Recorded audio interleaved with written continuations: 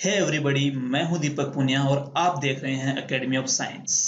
तो दोस्तों, आज की इस वीडियो में हम बात करने वाले हैं कुछ ऐसे केमिकल कंपाउंड्स की, कुछ ऐसी स्पीसीज की जिन स्पीसीज का केमिकल बॉन्डिंग की दुनिया में अपना एक अलग ही लेवल है, अपना एक अल्टीमेट लेवल है। अब वो कौन सा अल्टीमेट लेवल है, वो कौन सी केमिकल स्पीसीज हैं, आइए जरा एक एक करके बिल्कुल बेसिक से हम कॉन्सेप्ट यहाँ पर समझते हैं। जरा समझिए, ध्यान से सुनिए। मैं सबसे पहला एग्जांपल ले रहा हूं यहाँ पर CH4 का, मीथेन का एग्जांपल ले रहा हूं, सबसे सिंपलेस्ट मॉलिक्यूल। ठीक है। जब आप इस मीथेन में कार्बन का कैलकुलेट करेंगे स्टेरिक नंबर, तो आता है यहाँ से half V plus M minus C plus A। और यहाँ पर जो V है, उस V की वैल्यू कितनी हो जाएगी? 4। कार्बन के वैलेंस सेल में कितने इलेक्ट्रॉन होंगे? अपने पास 4 होंगे। मोनोवेलेंट, मोनोवेलेंट कौन है? हाइड्रोजन। कितने अटैच्ड है यहाँ पर? 4। 4, कोई कैटायनिक चार्ज नहीं है, एनायनिक नहीं है यहाँ, तो यहाँ पर आ जाएगा इसकी वैल्यू 4। 4 का मतलब है कि वो जो कार्बन है वो sp3 हाइब्रिडाइज्ड है। ये यहाँ तक बिल्कुल सही बात है कि CH4 का जो कार्बन है वो sp3 हाइब्रिडाइज्ड होता है। और आपसे मैं पूछूं कि इसका मतलब क्या है, तो इसका मतलब ये है कि CH4 में जिन ऑर्बिटल्स ने बॉन्ड बना रखा है, उन बॉन्ड को, जब उन बॉन्ड्स का फॉर्मेशन हुआ था, उस दौरान उनके जो ऑर्बिटल्स हैं वो sp3 हाइब्रिडाइजेशन से बने हैं। और sp3 हाइब्रिडाइजेशन का मतलब है कि एक s और 3p आपस में मिक्स हुए थे। यहां तक क्लियर है सबको? अब चलते हैं नेक्स्ट पॉइंट। जैसे ही आपको पता चला कि एक S और 3p मिक्स हुए हैं, इसका मतलब क्या हुआ? इसका मतलब ये हुआ कि S और P ने आपस में मिक्सिंग करी है। तो आपने इसको बोल दिया कि यहाँ पर कौन सी मिक्सिंग हुई है? sp mixing. और उसी का दूसरा नाम क्या होता है यहाँ पर? हाइब्रिडाइजेशन। यहां तक सबको क्लियर है? चलिए बात करते हैं, थोड़ा सा अगला एग्जांपल लेते हैं अमोनिया की। जब आप अमोनिया में कैलकुलेट करेंगे इसका हाइब्रिडाइजेशन, तो फिर से कितना आएगा? sp3 आएगा। और यहाँ पर भी सेम बात है कि यहाँ भी कौन सी मिक्सिंग हुई थी? sp मिक्सिंग हुई थी। अब हम बात करते हैं अपने किसी पर्टिकुलर एग्जाम्पल पर जिसके बारे में हमें इस टॉपिक में पढ़ना है, और वो एग्जाम्पल होता है नाइट्रोजन फैमिली का ही, नाइट्रोजन का बड़ा भाई फॉस्फोरस और उसके साथ लगे हुए 3 हाइड्रोजन। इसको समझते हैं जरा ध्यान से। चलिए पहले हम कैलकुलेट करते हैं इसके लिए स्टेरिक नंबर। फॉर्मूला लगा देते हैं वही। वैलेंस सेल में कितने इलेक्ट्रॉन है इसके? फॉस्फोरस के 5 हैं। मोनोवेलेंट, 3 हाइड्रोजन अटैच्ड है। कैटायनिक चार्ज 0 है। एनायनिक चार्ज कितना है? 0। सोल्व करेंगे तो यहां से इसकी वैल्यू आएगी 4। स्टेरिक नंबर 4 आने का मतलब है, जैसे हम पहले करते आए थे, इसका मतलब है कि इसका जो हाइब्रिडाइजेशन है वो क्या आएगा? sp3। और जैसे ही आपने देखा कि इसका हाइब्रिडाइजेशन sp3 है, तो आपने तुरंत सोच लिया होगा कि एक S मिक्स हुआ है और 3 P मिक्स हुए होंगे। और ये आपने खूब लिखा ऐसे कि PX, PY, PZ ये तीनों मिक्स होंगे। लेकिन मैं आपको बता दूं, अगर आप ऐसा सोच रहे हैं कि इस फॉस्फोरस का स्टेरिक नंबर 4 आया है, इसलिए इसके अंदर एक S और 3 P मिक्स होंगे, तो यकीन मानिए आप अपनी जिंदगी का सबसे बड़ा गुनाह कर रहे हैं। यहाँ पर आप बहुत बड़ी गलती कर रहे हैं ये मानकर कि इसका स्टेरिक नंबर 4 आया है, इसलिए यहाँ पर एक S और 3 P मिक्स होंगे। ऐसा कतई नहीं होता है, ऐसा बिल्कुल भी नहीं होता है कि PH3 के अंदर एक S 3P के साथ मिक्स करके पहले sp3 बनाएगा और वो फिर sp3 ओवरलैपिंग करके कोवैलेंट बॉन्ड बनाएंगे। ऐसा बिल्कुल नहीं होता है। तो फिर यहाँ पर क्या होता है, आइए जरा समझते हैं। दरअसल होता क्या है कि फॉस्फोरस में आप जानते हैं कि इसका इलेक्ट्रॉनिक विन्यास होता है 3s2 3p3। इस S में इसके पास एक लोन पेयर है और P में इसके पास 3 अनपेयर्ड इलेक्ट्रॉन्स हैं। जब मैं फॉस्फोरस क्या 3H के साथ बॉन्ड बनाऊंगा, जब मैं PH3 मॉलिक्यूल यहां पर बनाऊंगा, तो होता क्या है कि जो P में 3 अनपेयर्ड हैं, उनमें से एक एक अनपेयर्ड के साथ एक एक H बॉन्ड बना लेगा। मतलब यहां पर हो क्या रहा है कि यहां पर जो फॉस्फोरस के प्योर p ऑर्बिटल्स हैं, वो प्योर p ऑर्बिटल्स हाइड्रोजन के 1s के साथ ओवरलैपिंग कर लेते हैं और ओवरलैपिंग करके कोवैलेंट बॉन्ड बना लेते हैं। यहां पर कोवैलेंट बॉन्ड बनाने के लिए कोई S और P मिक्स करते ही नहीं है। मतलब यहां पर तो ऐसा नहीं है कि S और P पहले मिक्स होंगे, पहले इनके हाइब्रिडाइजेशन होगा और हाइब्रिडाइजेशन करने के बाद sp3 बनेंगे और वो sp3H से बॉन्ड बनाएंगे। PS3 के केस में कोई sp3s टाइप की ओवरलैपिंग यहाँ पर नहीं होती है। क्लियर है यहाँ तक? तो मतलब हुआ क्या कि जो आप ऐसे समझ रहे थे कि PS3 मॉलिक्यूल में एक S और 3p मिक्स होकर पहले sp3 बनाएंगे और फिर वो बॉन्ड बनाएंगे, ऐसा यहाँ पर बिल्कुल भी नहीं होता है। इनफैक्ट यहां पर क्या होता है कि फॉस्फोरस में जो 3p ऑर्बिटल है, जैसे मान लीजिए फॉस्फोरस का px है, ध्यान से समझना, ये फॉस्फोरस का py है, और जो तीसरा बच गया वो मैं इस तरीके से बना रहा हूं यहाँ पर, ये मान लीजिए तीसरा फॉस्फोरस का pz है, इसको मैंने क्या माना यहाँ पर px मान लिया, इसको मैंने py मान लिया, इसको मैंने pz मान लिया, ठीक है। और साथ साथ आप ऐसे देख लीजिए कि यहाँ पर जो है ये फॉस्फोरस का s ऑर्बिटल है जिसमें एक लोन पेयर मौजूद है। यहाँ पर फॉस्फोरस की प्योर एस में क्या बोले, एक लोन पेयर मौजूद है।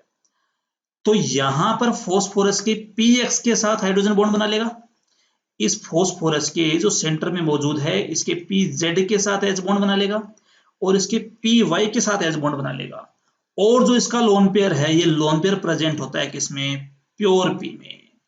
तो एक बात बताना कि जब S और p मिक्स ही नहीं हुए तो PS3 में क्या कोई sp3 हाइब्रिडेशन होगा क्या? बिल्कुल नहीं होगा। और ऐसे कंपाउंड्स को, जिन कंपाउंड्स में sp मिक्सिंग नहीं होती है, उन कंपाउंड्स को बोला जाता है, इनके साइंटिस्ट के नाम पर, जिस साइंटिस्ट ने इनके बारे में बताया था उनको हम बोलते हैं ड्रेगो कंपाउंड्स। क्या बोलेंगे इनको? Drago compound. यहां ध्यान रखना ड्रेगो साइंटिस्ट का नाम है, और जिस साइंटिस्ट ने ऐसे कंपाउंड्स के बारे में बताया उनको हम बोलते हैं ड्रेगो कंपाउंड्स। तो आपको क्या ध्यान में रखना वो समझिए, आपको क्या ध्यान रखना वो जरा सुनिए। आपको ध्यान ये रखना है कि PS3 का जब आप स्टेरिक नंबर कैलकुलेट करेंगे तो हमने अभी भी देखा था कितना आएगा, बोलो 4, उसके हिसाब से आंसर क्या आएगा, sp3। लेकिन फिर भी इसके अंदर sp3 हाइब्रिडाइजेशन नहीं होता। हाइब्रिडेशन छोड़ो, इसके अंदर तो किसी टाइप की कोई sp मिक्सिंग ही नहीं होती। और ऐसे कंपाउंड्स का नाम क्या होता है बताओ? ऐसे कंपाउंड्स का नाम होता है ड्रेगो कंपाउंड्स। क्लियर है यहाँ तक? तो ड्रेगो कंपाउंड्स के बारे में आपको ध्यान में रखना है कि इन कंपाउंड्स में कभी भी sp मिक्सिंग नहीं होती, किसी भी टाइप का इनमें हाइब्रिडाइजेशन नहीं होता।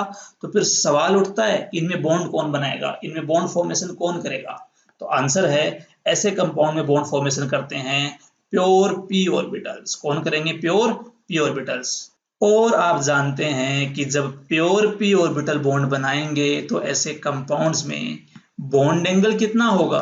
बॉन्ड एंगल कितना होगा? लगभग 90 डिग्री। मतलब PS3 में जो बॉन्ड एंगल है वो लगभग 90 डिग्री के आसपास होता है। और इस कंपाउंड का नाम क्या होगा? फिर से बता रहा हूं, इनको क्या बोलेंगे हम? Drago compounds. अब इनका अपना अल्टीमेट लेवल क्यों है? जो मैंने आपको शुरू में कहा था कि हम ऐसे कंपाउंड्स की बात करने वाले जिनका अपना एक अलग ही अल्टीमेट लेवल है। वो अल्टीमेट लेवल क्यों है वो समझिए। इसी फॉस्फोरस के ऊपर इसका छोटा भाई आता है नाइट्रोजन, उसके पास भी एक लोन पेयर है, इस फॉस्फोरस के पास भी एक लोन पेयर है। लेकिन जब वो 3H के साथ बॉन्ड बनाता है तो मिक्सिंग करने के लिए मरा रहता है, वो तैयार रहता है कि कब मेरे अंदर S और P आपस में मिक्स कर लें और मिक्स करके यहाँ से मैं sp3 बना लूं। लेकिन वहीं पर जैसे ही बात आती है फॉस्फोरस की, फॉस्फोरस कहता है कि तुम 3H के साथ बॉन्ड तो बना दो लेकिन मुझे कोई sp मिक्सिंग नहीं करनी, मुझे कोई यहाँ पर sp3 नहीं बनाने। तो ये इससे डिफरेंट है। मतलब NH3 के अंदर हाइब्रिडेशन होता है, sp3 हाइब्रिड होता है, sp3 मिक्सिंग होती है, लेकिन वहीं पर फॉस्फोरस में ऐसा कुछ नहीं होता। क्लियर है? तो अब हम देखते हैं कि वो कौन कौन सी स्पीसीज हैं, वो कौन कौन से कंपाउंड हैं जो इस ड्रेगो रूल को फॉलो करते हैं। मतलब वो भी ड्रेगो कंपाउंड होते हैं, उनमें भी sp मिक्सिंग नहीं होती। वो ऐसे कौन कौन से कंपाउंड हैं? तो देखिए, सबसे पहले हम बात करते हैं 15th ग्रुप एलिमेंट्स के बारे में। 15th ग्रुप एलिमेंट्स में सबसे पहला एलिमेंट आता है नाइट्रोजन, देन फॉस्फोरस, उसके बाद में आर्सेनिक, उसके बाद में एंटीमनी और बिस्मिथ। ऐसे ही अगर मैं बात करता हूँ 16th ग्रुप के बारे में तो ऑक्सीजन, सल्फर, सेलेनियम, टेल्यूरियम और पोलोनियम। पोलोनियम की बात हम इसलिए नहीं करते क्योंकि वो रेडियो एक्टिव होता है। ठीक है, इसमें नाइट्रोजन को छोड़ दो और ऑक्सीजन को छोड़ दो। शुरू करते हैं हम थर्ड पीरियड से। थर्ड पीरियड, फिर फोर्थ पीरियड, फिर fifth and then sixth period. तो फॉस्फोरस का बनाते हैं हाइड्राइड, तो यहाँ पर बन जाएगा PS3, AsS3, SbS3, BiS3। यहाँ पर बन जाएगा H2S, H2Se और H2Te। यही वो 7 कंपाउंड होते हैं, यही टोटल वो 7 कंपाउंड्स हैं, जो 7 कंपाउंड्स जिनमें किसी भी टाइप की कोई भी sp मिक्सिंग नहीं होती, मतलब इनके अंदर हाइब्रिडाइजेशन नहीं होता है, और इन कंपाउंड्स में बॉन्ड बनाने के लिए प्योर p ऑर्बिटल्स ओवरलैपिंग करते हैं। मतलब जो फॉस्फोरस और H के बीच में जो ऑर्बिटल्स की ओवरलैपिंग होती है, उसमें फॉस्फोरस के प्योर p ऑर्बिटल्स शामिल होते हैं ओवरलैपिंग के लिए। और अगर ऐसा होगा तो आप जानते हैं कि अगर प्योर p शामिल होंगे, तो जैसे मान लिया फॉस्फोरस का एग्जांपल लेते हैं, तो प्योर p क्या होते हैं, आपस में तीनों 90 के एंगल पे होते हैं। तो ऐसे केस में इन कंपाउंड्स में जो बॉन्ड एंगल्स हैं, वो बॉन्ड एंगल्स ऑलमोस्ट 90 डिग्री के होते हैं, मतलब लगभग 90 के होंगे। लगभग 90 के इसलिए होंगे क्योंकि इनमें से कुछ कंपाउंड में पार्शियली थोड़ी सी, मतलब ना के बराबर sp मिक्सिंग हो जाती है। तो आप ऐसे कह सकते हो कि अप्रोक्सीमेटली जो प्योर ऑर्बिटल होते हैं वो पार्टिसिपेट करते हैं, और बॉन्ड एंगल जो होता है वो ऑलमोस्ट 90 डिग्री के इक्वल होता है। तो ऐसे कंपाउंड्स को हम बोलते हैं ड्रैगो कंपाउंड्स। क्या बोलेंगे इनको? ड्रैगो कंपाउंड्स, ठीक है। और जो कंपाउंड्स ये रूल फॉलो करते हैं, उस रूल को हम बोलते हैं ड्रैगो रूल। तो इस वीडियो के नेक्स्ट पार्ट में, इस वीडियो के सेकंड पार्ट में हम समझेंगे कि क्यों ये कंपाउंड ड्रैगो कंपाउंड होते हैं, क्यों इन कंपाउंड्स में sp मिक्सिंग नहीं होती, या फिर इन कंपाउंड्स में सेंट्रल एटम की वो कौन सी कैरेक्टरिस्टिक्स हैं जिनकी वजह से इनमें मिक्सिंग नहीं होती। तो रीजन जानने के लिए साथ में बने रहिए। इस वीडियो को ज्यादा से ज्यादा शेयर कीजिए, लाइक कीजिए और चैनल को सब्सक्राइब कीजिए। Thank you very much.